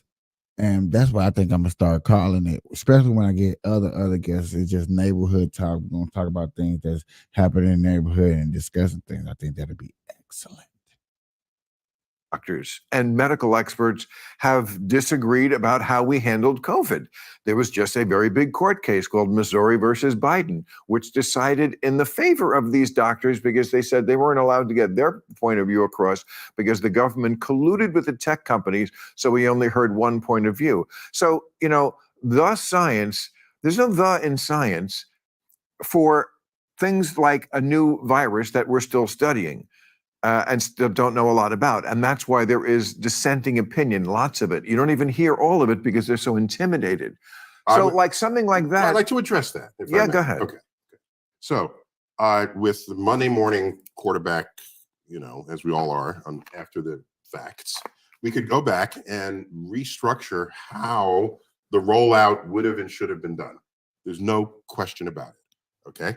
About, you know, the discovery of the virus, the development of the vaccines, the rollout of the vaccines, the progress of the virus, the mutations of the virus, the lethality of the virus, the comorbidities of the virus. All of that could have come out better. And I'd like to think somebody made a book of recommendations from this. So the next time we have another pandemic, which is not, we don't have to wait a century for that we're prepared in a way that people are properly informed. That's my first. Well, we're making that book as we go because lots of stuff we know now that we didn't know. And it wasn't because of him. I just had to hear where they was at, so they're talking about COVID. It was natively. So he wasn't. It wasn't just like a shot in the dark. He was like, I see that this kid is the one. I had telescopes since I was. I walked but you dogs. put it in. Man, what do you know? 60. Oh, tomorrow. People. We the people, not the geniuses. We don't care. We don't see if they it. come here in spinning flying saucers, they'll walk off dizzy. I know. Okay. And Captain Kirk, you know, when he kiss the green chick. I mean, of course we know that if they're green on another planet, they're probably not going to be hot also. You know, the odds today, and then try to eradicate that. There are lessons that we learned. And my father was among them. He was active in the civil rights movement, worked under Mayor Lindsay in New York. Really? He was a commander. Some of the record Rainy Night in Georgia. Do you? Yes, I do. Of course. Who's There's saying- even the sound of rain. Yes. Yeah. I got woke kids. I will never be as woke as my kids would want me to be, ever. Yeah, but you're a little too. Still. And, you know, woke does not automatically mean better. Now Newer we're does not getting into the automatically discussion. mean Right, that's better. true. So that's why I say to talk broadly is bullshit. You have to like talk about what specific, you know, issue are we talking about? You know, the ones that get people's attention or gender issues. Yeah, I know, but what things like that well, okay, this is But Bill, very you- different. you cut your teeth in But the 70s. what I'm saying and is, you read the room. okay, but I'll answer you your- read the politics. I'll And answer- you, I didn't read the politics. Yes, you did. I how the fuck do you know what I did? Because I know your jokes of the era. They were great. Well, a lot of people think they're great now. Okay, they're still great. I don't know if you don't any. No. What I meant was, Am I not that woke they were, enough they for were you? jokes that would work on a college campus. Okay, I- surely there's a portfolio of I jokes that wouldn't- would still if- work on a college campus. Surely. I would hope not. From what maybe some college campuses, the ones you read about are fucking insane. You've given up And on an the entire generation, and I you don't know how to make have them laugh. given up on any place that doesn't even remotely attempt to believe in free speech and thinks that anything that they hear that they don't like, that they don't agree with, is violence. These people are fucking. That's a good point to make, and I've been waiting on that because I think that's what I heard earlier, and I was like, okay, I'm gonna try to find this video and talk about it. We come to a point to where what you say can harm somebody, hurt somebody. I can say something that can be so detrimental to society where they'll counsel you and have been done before in the past. I believe that's why a lot of percentage of my audience is gone, and it's hard to get that back. You know what I'm saying? Which is okay. I'm willing to work hard and do what it takes to get that audience back and build up my page and my group however hard necessary I need to. But in the same token, freedom of speech, and this is what I was saying about the fights with Israel versus Hamas, or Ukraine versus Russia. That's what that two wars is. When we're over here protesting about those wars, and then somebody don't like you, and then act of violence break out, that's the part where I don't like. Freedom of speech, you know what I'm saying? You say what you got to say, you know what I'm saying? You have a good discussion. Everybody go their separate ways, learning something or disagreeing against something. That's okay. It's when the act of violence come out and you know certain situations, act of violence is going to happen. You know, especially the Israel Hamas, you know act of violence is going to come out. So therefore, over here in America, where they're already sensitive, and actually heard the woke agenda, and they actually admitting there is an agenda called woke, we have a problem. Nuts, and you should be calling them out. Somebody like you, who has standing with kids, should be not I do it joining when- them. when there's You a are science you're doing what objectivity to it, you're yes. doing what parents do. You're What's that? taking the path of least resistance, and therefore hurting the kids and yourself. Parents ruin both their lives. They ruin their fucking spoiled kids' lives, and they ruin their own lives because the kids rule the roost. So that's what you're doing on a national level. I'm feeling more like on the porch. Get off my lawn. Really? you I feel like whippersnapper. we're in the barber shop. That works too.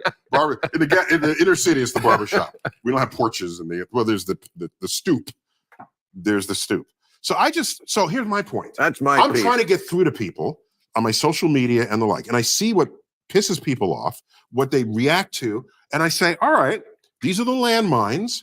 I'm going to navigate that. I'm going to navigate. Okay, you're So I navigate it so that I can say, because my father's greatest bit of wisdom to me, several nuggets. One of them was, it's not good enough to be right. You also have to be effective. And if you reject the college campus, then you have no influence on them. They're not going to say, oh, we're not going to get Bill, maybe we should change. Then you have no influence on them. Sweetheart, I can wait till they grow up a little. Okay, I can wait. You don't know what you're talking about. You don't know what you're talking about with comedians. You pull age rank on me? Comedian. No, you don't know what I'm talking about. You know you know outer space. Well, what I will tell you, I know fucking doing comedy shows. I'm a huge consumer of your trade. Thank you. Yes. Well, I mean, thank you on behalf of all the comedians I'm in my a huge consumer. I'm just letting you know that. You mean of all comedians? Yes, of all comedians. Yes. Well, on behalf of all of us, And I thank have you. a fast Jay Leno joke. Not joke, observation when you have a Please, let's not let the moment pass. I want to hear this. Oh, you want to hear it now? Absolutely. Oh, okay. Leno? Okay, yeah. Okay, so I watch Leno every night. His monologue. I didn't care about the guest. Watch the monologue every night. He was and he has the longest monologue of all the guys at night. Okay. Genius comedian. Okay.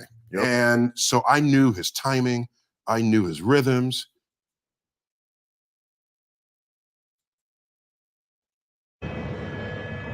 Yeah, I don't want to hear about his monologue and him telling a damn joke. I like how Bill Maher's explaining him like you have a platform. Have the answer, but I can suggest one. You have a platform to try to explain the truth about things, but yet again, you instead of falling in line with the opposition and people who's telling you what to do so you can get a paycheck. That's what I like about what Bill Maher is sticking up for. And that's where we need just a tad bit more. A lot more of, to be honest with us. We need a lot more of that. Because if we don't, we're going to lose them. We're going to lose them. We're going to abuse them. They ain't going to know what to do with them. And I'm going to get them. Stick them. Yeah, I done did. Yeah, we done went around here and talked about a whole bunch of videos and discussed a whole bunch of discussing. That's what I like today. I felt like today I was working hard. That got me over here sweating. I feel like I was working hard today. You know what I'm saying? Trying to give you a broad idea of what's to become, because we in election season, baby. Okay. It's time to get dirty. It's time to Abortion get rights activists won all 6, and they won in red states like Kansas, like Kentucky, like many would argue, Ohio is a red state. And so what this shows is that this is an issue that has staying power as an animating force for Democrats, the way it used to be an animating force for Republicans before Roe v. Wade was overturned. And so how does that play then, do you think, in a presidential election in 2024? I mean, it depends obviously how the candidates message it, but how do you think it plays then? Well, Democrats hope that it will make up for the fact that President Biden himself has pretty low approval ratings right now, and that even Democrats are concerned. They have big concerns about his age, for example, and there are concerns about whether people would be enthusiastic enough about him to go to the polls. The hope is that abortion rights is such an animating force for the base that will make up for any lack of enthusiasm that might be there a year from now for the candidate himself. Is he going to campaign? Is he going to get out here and fall off these stages? That's where we want to know. Man, it's a lot of people that do TikTok that's waiting on Joe Biden to fall. I'm telling you, it's a bunch of TikTokers that's waiting. They can't wait to do some reels. Come on, man. They did the Joe Biden fall for Halloween in a costume. Remember, you've got a president and a vice president say they'd like to codify the right to abortion in federal law. You're going to have a bunch of congressional candidates up and down the ballot for Democrats across the country who, if you see something like that tonight in Ohio, think, okay, maybe I can run on this in swing districts across the country. Maybe even Sherrod Brown, who's going to face a tough race next year, could bring it up as well. And if you remember the midterms, abortion was a huge driver for turnout for Democrats. I was in Wisconsin. That was something that was top of mind for most Democrats I spoke to. So Democrats. That's gonna be the best thing Democrats gonna use. That's just gonna be the scariest thing Trump is gonna have to debate on and run with when it comes to getting his ass in that White House. Just keeping it real. As long as Joe Biden can argue abortion and probably interrupt that, like if they change the subject, which they're gonna have to talk about different subject, if he could find some way to just talk about abortion and drive that up the wall and just drive people crazy over that stuff, yeah, he can get back in office. Democrats are hoping. But if we say Bidenomics, that remains the case next year. no Bidenomics. And what has Donald Trump said if he eventually becomes the Republican nominee, as the leading Republican right now? What has he said on the issue of abortion recently that the Democrats will draw a contrast with? Former President Trump's an intriguing political figure here because on one side of the question, he is the person who, as president, nominated justices to the Supreme Court who overturned Roe v. Wade. But he's also someone who politically has not always embraced restricting abortion rights as something he wants to put at the front of his campaign. He got criticized by his own former vice president, Mike Pence, and others in 2022 for not really hammering the issue again and again. And because of that positioning, he has some concern among evangelical voters and conservative voters that if he's the nominee, he's not going to make this a key part of his campaign. But at the same time, there's not a real unraveling with those same voters because they say, hey, even if we don't like Trump that much, we don't like that he puts this on the shelf a bit politically, he still gave us everything we wanted on abortion policy. Let's go back to some of the results that are just coming in and show those boards for people who want to know exactly what the vote is in those states. In Ohio, we mentioned, of course, two particular ballot initiatives, one on the issue of abortion, one on the issue of marijuana. And so they're just gonna keep playing that too. Like I did not tell you, y'all gonna run this in the ground. Nah, I'm not even finna let them run that in the ground for me. They was finna run that motherfucker into the ground. Dirt. Sheesh. Shit. What's up? People need to know that these things are happening in these hospitals. And women What's need to happening share in it. these Women hospitals? need to speak up and fight against it. New at 6, a hospital patient whom a nurse sexually abused, telling the 8 News Now investigator she wanted to see justice. She's lost one battle, but won another. Good evening to you. Thanks for joining us. I'm Brian Loftus. I'm Janice Valdez. This is a story our 8 News Now investigators broke 2 years ago, and only on 8 tonight, that nurse is headed to prison. Investigator David Shards following this story for us since day one. David? Right, Denise, he was her nurse. She was his patient. Today, Catherine Burnett, who you just heard from in that video, is no longer with us. But today in court, the spirit of her fight was very much alive. I believe that if I don't speak up, that someone else is going to become his victim. Catherine Burnett bravely shares what happened to her as she battled cancer from her Sunrise Hospital bed in 2021. Burnett lost that battle this summer, but she won her fight seeking justice in court Tuesday. In all reality, Your Honor, it should be as simple as me saying that this man, as a nurse, walked into a patient's room and sexually abused her. Ricardo Medeiros fondled Burnett and performed a sex act on her on 2 different occasions. Both times, Burnett was sedated. She was dying of cancer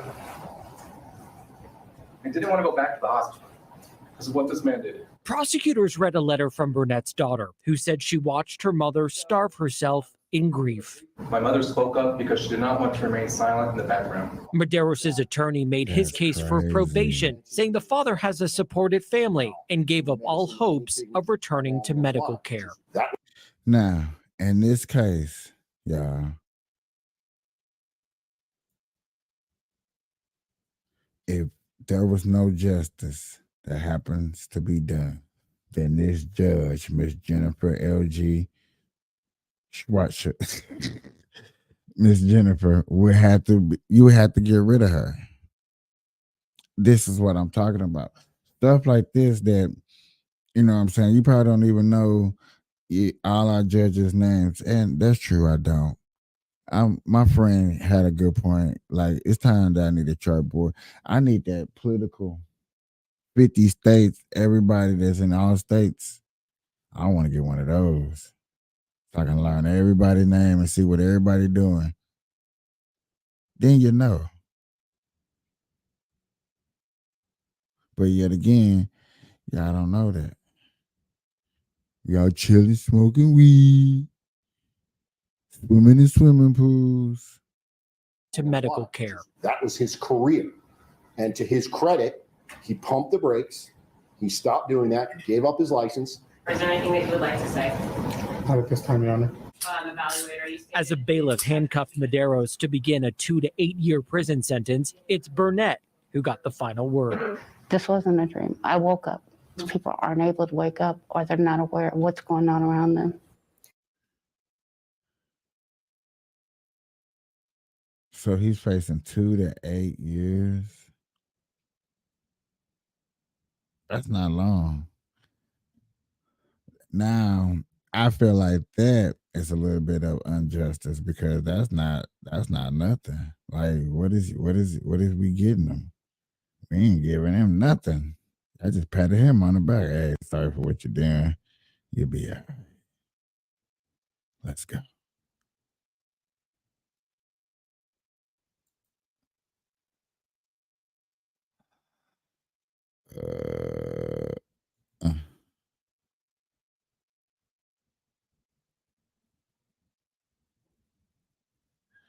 That is so messed up.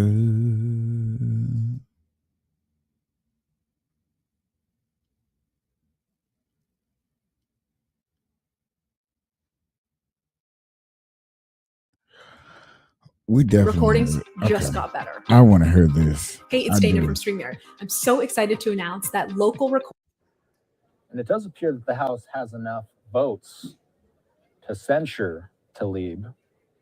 You're going to work, at least according to this graphic up on screen. That's what it appears. Listen in. And it does appear that the House has enough votes to censure Tlaib. You're going to work, at least according to this graphic up on screen. You're going to work at least to censure Tlaib. It appears that the House has enough votes. And it does appear that the House has enough votes. It appears.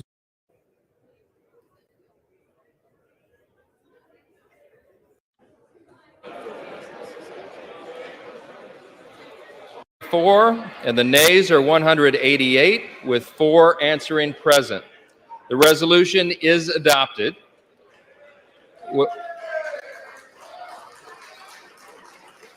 Without objection, the motion to reconsider is laid on the table.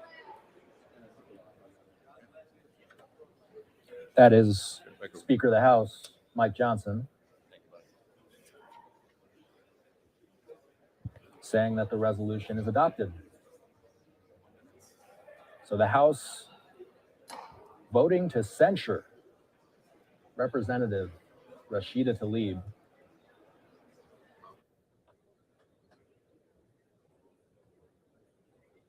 Wow. 5 tweets coming in from our Capitol Hill reporter, Chad Pergram. This is a historic moment. House now voting to censure Tlaib under the resolution. She will not have to appear in the well of the House and be rebuked by the Speaker, as is often the case with most censures. Now, we had some reporting from Chad Pergram earlier, just speaking to the rarity at which we hear. And you see it right there. The House has only censured 25 members in its history. And I suppose now we can make that 26. As Representative Rashida Tlaib, the Democrat from Michigan, really voted. And let's take this image. The chair will now entertain requests for 1-minute speeches. All right, so let's listen to some speeches here from the House floor.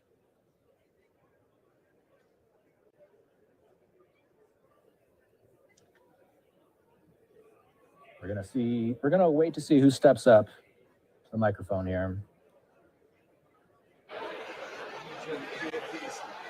It's not often we see some background about how we got to this situation as we wait for speakers to step up to the microphone here. Just some background.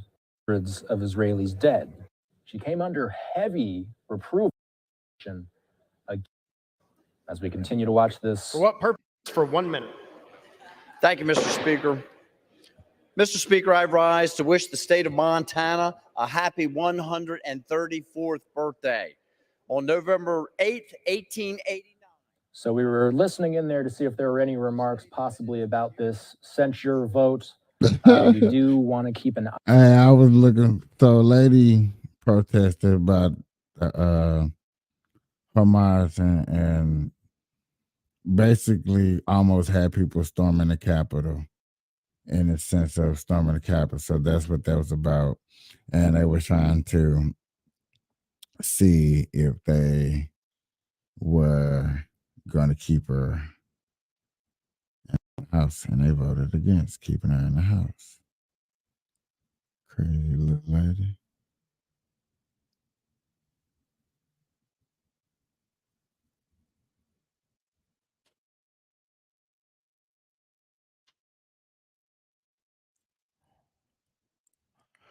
Well, but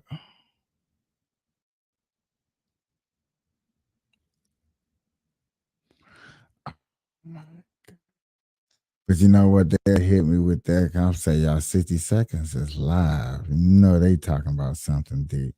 But you know what? Y'all ain't going to hold y'all. Tomorrow I'm going live.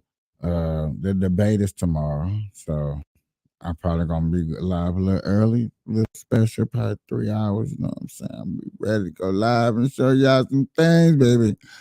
Tune in, because last one was very special. As you see, I did a little something special to get my me a little comfortable in the mood to do what I need to do. Good morning, good afternoon, good night. I appreciate everybody that tuned in. I appreciate it. Burn live, y'all. Hashtag these red eyes. Legalize potheads for gun license, y'all. That's the new movement. Moving on to 2024. Peace, love. Smoke a blunt.